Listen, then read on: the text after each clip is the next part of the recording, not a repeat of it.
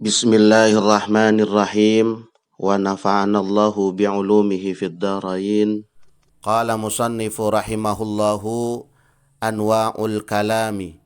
Al-kalamu huwa al-lafzul murakkabul mufidu bil wad'i wa aqsamuhu thalathatun ismun wa fi'lun wa harfun jaa'a li ma'na. Fal ismu yu'rafu bil khafdi wa tanwini wa dukhulil alifi wal lami wa hurufil khafdi wa hiya min wa ila wa an wa ala wa fi wa rubba wal ba'u wal kafu wal lamu wa huruful qasami wa hiya al wawu wal ba'u wat ta'u wal fi'lu yu'rafu biqad wa sin wa sawfa wa ta'it ta'nitsis sakinati wal harfu ma la yasluhu ma'ahu dalilul ismi wala dalilul fi'li. Al kalamu, adapun kalam, huwa ya kalam, al-lafzul murakkabu, yaitu lafaz al-murakkabu yang tersusun, al-mufidu yang berfaedah, bil wad'i dengan sengaja. Kalam menurut ahli fuqaha atau ahli fikih adalah kullu kalamin ibtalus salati sawa'un kana harfan wahidan. Adalah setiap ucapan yang membatalkan sholat meskipun satu huruf. Seperti apa? Ki atau seperti i. Indal lugawin kullu ma afada, setiap apa-apa yang berfaedah, seperti apa? Kazaidin au kana muktafian, atau ada ya kalam mencukupi, binafsihi secara zatnya, muktafian, wa akdin dan akad, wa lisani halin dan tingkah laku. Dan kalam menurut ilmu nahu adalah lafadz yang tersusun yang berfaedah bil wadi dengan sengaja. Al-lafzu huwa al-mustamilu ala ba'dil hurufil hijaiyah. Lafadz yaitu lafadz mustamilu mencakup ala ba'dil hurufil hijaiyah, atas sebagian huruf-huruf hijaiyah. Kalau kita katakan kepada seseorang qi, muntahkanlah, maka huruf qi di sini adalah amrun dan min ba'dil hurufil hijaiyah. Atau kita katakan kepada seseorang i, sadarlah.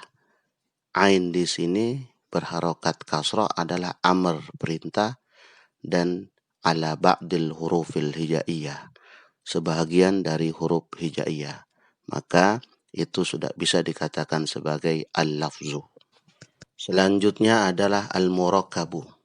Huwa ma tatarakkabu min kalimataini fa aktsar, yaitu apa-apa yang tersusun dari dua kalimat atau lebih. Sebagai contoh, da'a da'iyah, memanggil seorang dai atau memanggil oleh seorang dai. Maka di sini sudah bisa dikatakan sebagai al-murakkab. Kenapa? Karena tersusun dari dua kalimat atau bisa juga lebih. Al-mufidu ma afada faidatan yahsunu sukutu minal mutakallimi wasami'i 'alaiha. Yang dimaksud mufid di sini adalah apa-apa yang memberikan pemahaman, yahsunu sukutu, bagus oleh diamnya, minal mutakallim, daripada mutakallim, wasami' dan pendengar, 'alaiha atas pemahaman makna yang sudah diberikan. Sehingga mufid di sini adalah pembicaraan yang memberikan pemahaman. Sebagai contoh, qoma zaidun, Zaid berdiri. Belum dikatakan mufid, tapi kalau dilanjutkan atau sebelumnya dikatakan in jaa akhuka qama zaidun, jika datang saudaramu Zaid berdiri. Maka ini memberikan pemahaman sehingga berdiam atau bagus diamnya itu sebagai bentuk daripada paham terhadap ucapan yang diutarakan. Bil wad'i, yaitu qasdul kalami bil lughatil arabiyyah, tujuan kalam atau sadar berbicara dengan bahasa Arab.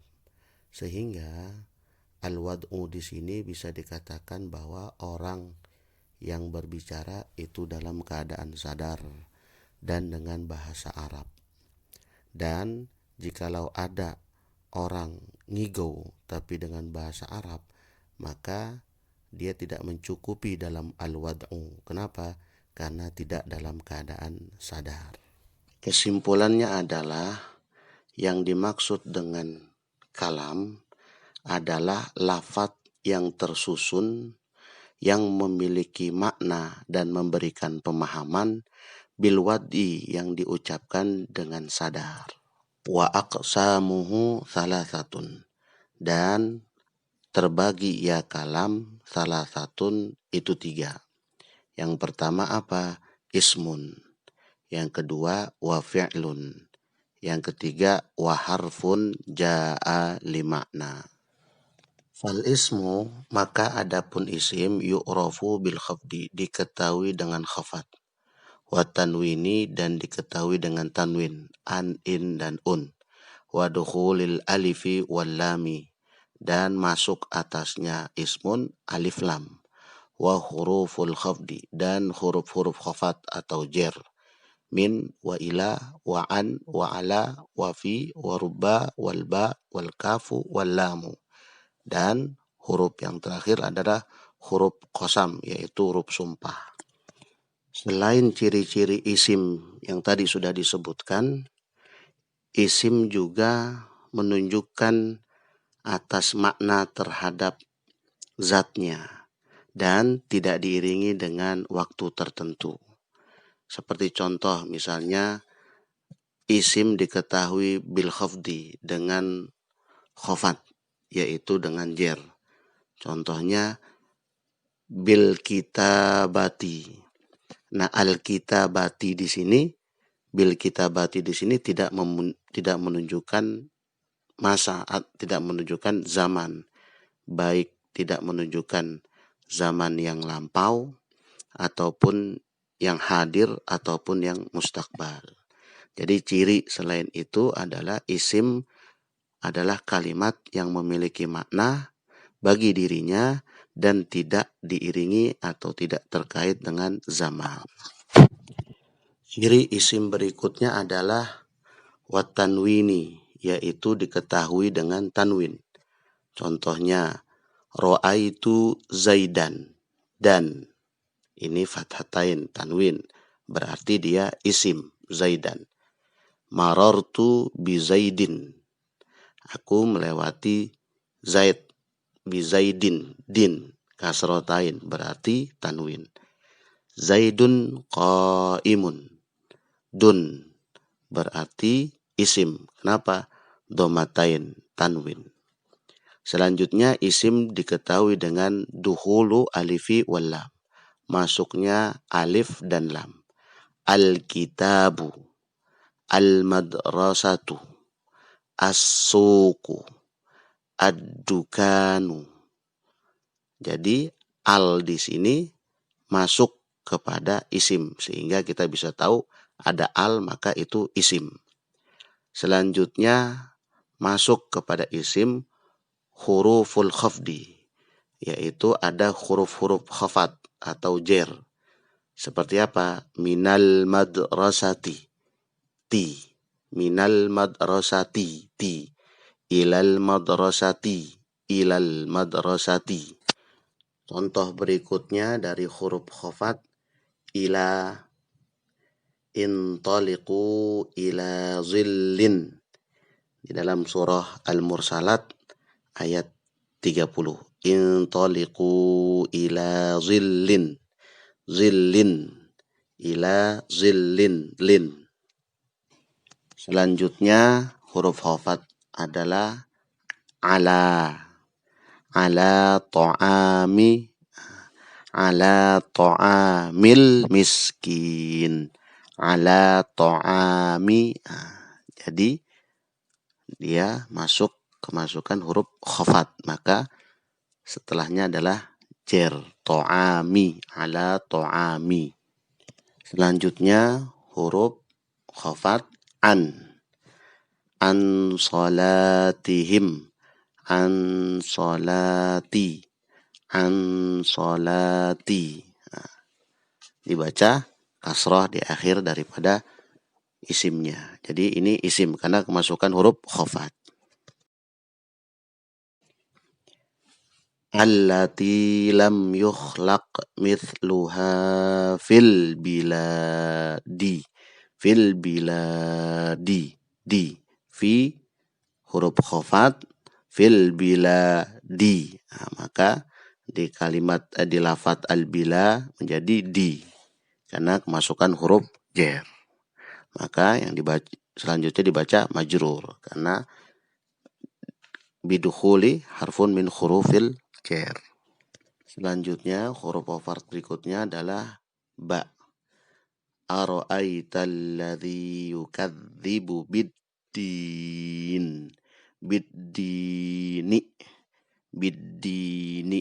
Ni karena kemasukan huruf khafat. Jadi dibaca majrur. Selanjutnya kita ambil kalimat dari balaghah. Huruf kaf yaitu anta kal asadi. Kamu seperti singa. Anta kal asadi. Kal asadi. Nah, ini balaghah di mana fi suja'ah, di dalam keberaniannya seperti singa. Jadi kal asadi dibaca di karena kemasukan huruf khafat. Selanjutnya huruf lam. Laisa lil insani illa ma sa'a. Lil insani. Karena kemasukan huruf jer atau huruf khafat. Selanjutnya adalah huruful qasam yaitu huruf-huruf sumpah. Al-wawu wal ba'u wat ta'u.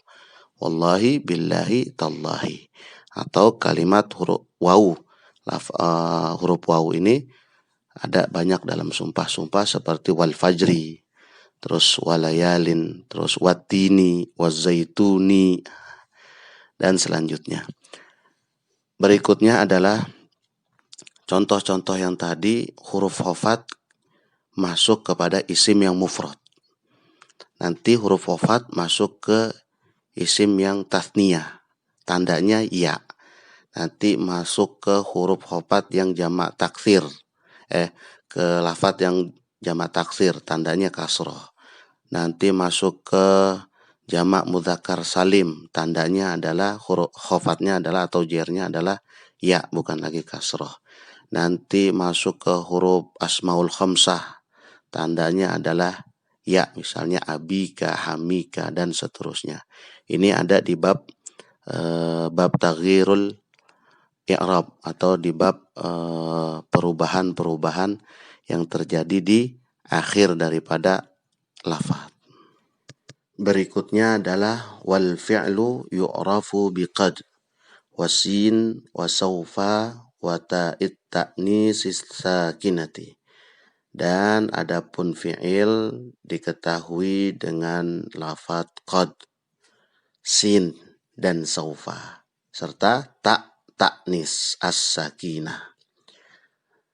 Huruf qad seperti apa? Qad qama zaidun, bergandengan dengan fi'il.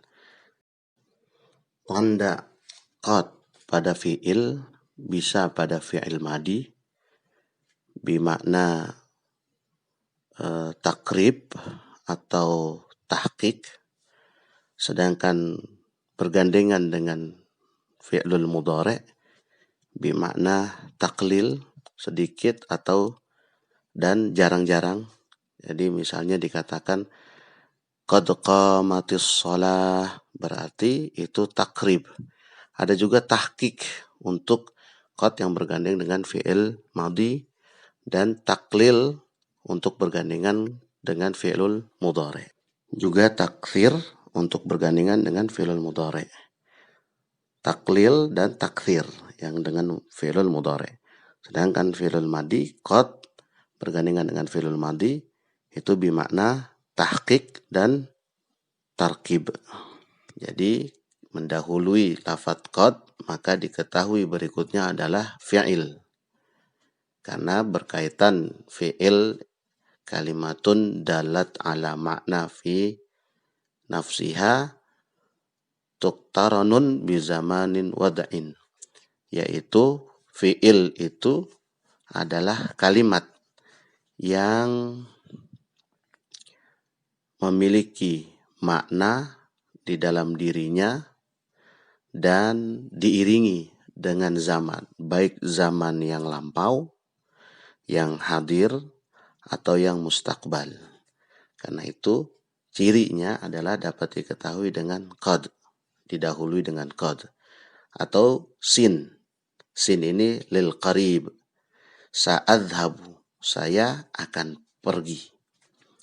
Atau saufa adhabu, saya akan pergi. Saufa ini lil ba'id, jaraknya.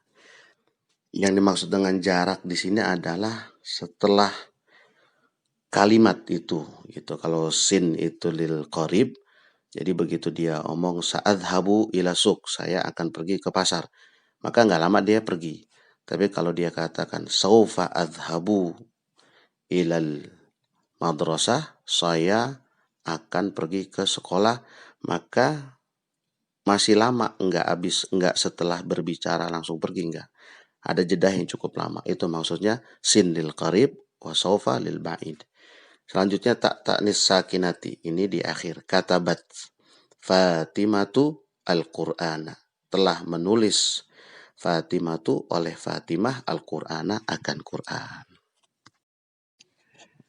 Al-harfu ay al-hurufu huwa ma la yasluhu ma'ahu dalilul ismi wala dalilul fi'li. Huruf, huwa ya huruf, sesuatu yang tidak bisa disertai atau tidak layak disertai oleh tanda isim dan juga tidak layak disertai tanda isim, tanda fi'il. Jadi huruf di sini tidak layak kemasukan tanda isim dan tidak layak kemasukan tanda fi'il. Yang kedua, menurut ilmu nahwu, al-harfu huwa kalimatun dalat ala makna fi ghairihi. Huruf adalah kalimat yang menunjukkan atas makna fi ghairihi bersama dengan selainnya. Kalau huruf itu bisa bersama dengan yang lainnya, maka dia memiliki makna.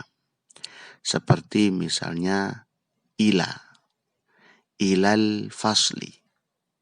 Kalau huruf itu sendiri ke ila, maka tidak dapat dimaknai, tidak memiliki makna. Tapi kalau digandengkan dengan yang lain, maka dia memiliki makna, yaitu ke kelas.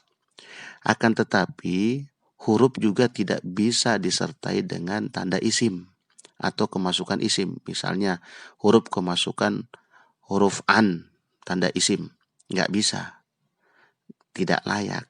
Huruf juga tidak bisa kemasukan tanda fi'il, sin atau qad. Juga tidak layak. Oleh karena itu cara mengenali huruf adalah apakah huruf itu disertai tanda isim atau tidak. Kalau tidak disertai tanda isim atau tanda fi'il, maka dia huruf. Nah, di dalam bahasa Arab, huruf itu dibagi menjadi dua dalam kelompok besar. Yang pertama, huruful mabani, huruf yang tetap seperti alif, ba, ta, tha, jim, dan seterusnya.